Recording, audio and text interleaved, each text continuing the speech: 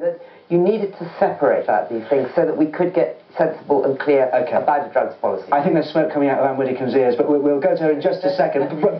Brian Halsey, just tell us where you're coming from in this debate, why you feel so strongly about it.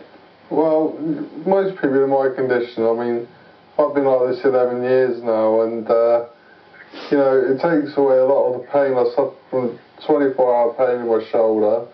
I suffer from muscle spasms, and without the cannabis, you know, I'd be in pain constantly, 24 hours a day, and I just find it relaxes my pain. But it is illegal. Yeah, well, I mean, they should legalise it for people in my condition, because, you know, if we can't get it that way, then we're going to get it some other way. OK, Anne Widdecombe, can we deal with the 2 points? One, cannabis for medicinal reasons, and then the more general point. Yes, let's get rid of cannabis for medicinal reasons first, because it's often used to cloud the argument over recreational use. The fact is that a lot of drugs which are illegal for recreational purposes are available by any other name on prescription for medicinal purposes. Not cannabis, though? Well, no, let me get there. Let me make the argument. Are available on prescription for medicinal purposes. Now, they are so available because medical advisors and scientific advisors have convinced government that there are benefits there which can't be gained from other drugs. So far, successive governments, have not been convinced by any such case, and no such case has really ever been put forward in a united fashion by the medical profession. So I would just separate the two, because they are very separate arguments.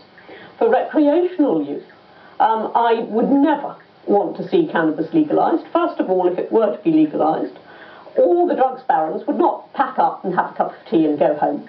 They would actually concentrate all their efforts on the hard drugs, which would then be the source of their profits. Secondly, although it certainly isn't universally a gateway drug, it is for a small percentage. And a small percentage of a larger number would mean more people going through that gateway. And so I do not, and finally, we've heard today, fresh evidence available today that it can cause harm. 30 years ago, we didn't know anything like as much as we know today about ordinary tobacco cigarette smoking. For example, we'd never heard of passive smoking. Today we do know about that. In 30 years' time we may know things about cannabis that we don't know today. So long as illegality acts as any sort of barrier, let's keep it. OK, thank you. Jimmy Ward, if we can go to you, what do you think about that? I think the situation that it is at the moment is that it does lead to harder drugs, because not only the dealers selling other drugs as well, but at least 60% of the cannabis that's on the street now has got other drugs in it. You know, the hard resin cannabis, which it's available anywhere in any town in England, it's got all kinds in it. It's got smack and crack in it. And but all is kinds. That why you want to have somewhere like a cannabis cafe where at least it can be checked or something? Yeah, I mean, you know, there's nothing you can do about it. People are going to smoke cannabis. Are you going to reopen your cafe? You'd go to jail if you did that, wouldn't you? I probably would, yeah. I probably would, but you know, we've got some plans for the future, but. No, I don't want to discuss that. How do you feel, Brian, about being branded a criminal by getting the stuff that you say you need? Well, I mean, if they want to brand me a criminal, they can brand me a criminal, but I'd rather be a criminal and be pain-free than stick to the law and be in agony 24 hours a day.